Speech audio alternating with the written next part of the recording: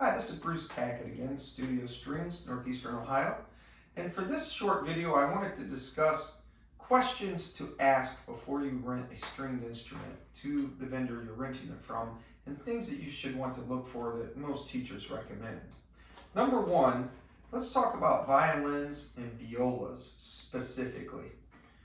We want a hand-carved, solid wood instrument.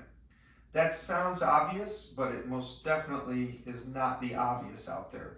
You really don't want anything plywood or laminated in a violin or viola whatsoever. And you really don't want a factory instrument, a workshop instrument, a hand-carved instrument. Solid wood instrument is much better. You have to be careful, and this goes for pretty much all acoustic instruments.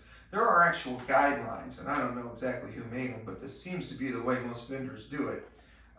As to the verbiage you use when describing an instrument. I could call a violin a spruce top and a maple back and sides, and it's completely laminated in plywood. I'm just referring to the color. But if I am going to identify that it is solid wood, then I would call it a solid wood or carved wood spruce top and a carved maple back and sides. Now we're talking about a wooden instrument. In the case of the rentals that I like to use, I get a spirit varnish that's a little more expensive and a little more rare. That gives it a little better tone. It's not necessary, but it's just another thing I do like. A solid ebony fingerboard is important. 4 fine tuners on the tailpiece are very important. This one doesn't have it because this is in fact a 100-year-old French violin. So adults don't necessarily have to have the fine tuners. This is my personal violin, but I'm just using it as an example. Just because you see a lot of pretty tiger maple in it, by the way, doesn't mean it's solid wood. You still have to ask, is that a maple back or is it just a laminated back? I've seen very pretty laminated instruments that are still laminated. But as far as cellos go, many people do rent laminated instruments for an economy. I know we offer a spirit varnish carved cello for a premium, and the difference is amazing. In basses, they're almost all laminated, at least if you're renting one that I know of in the U.S. Somebody somewhere might be renting a carved bass, but they usually start at $5,000 or $6,000. So most people aren't willing to rent those unless you're willing to pay a very large amount.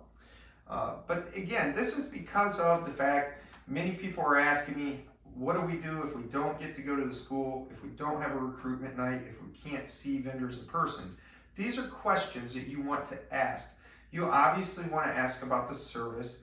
Is the service plan comprehensive of any damage? What kind of damage? I know in our case, we do not cover loss or theft, or if it is maliciously abused and carved in on purpose. But we do cover catastrophic accidents. Even if it gets run over by a car in the parking lot, we'll replace the instrument.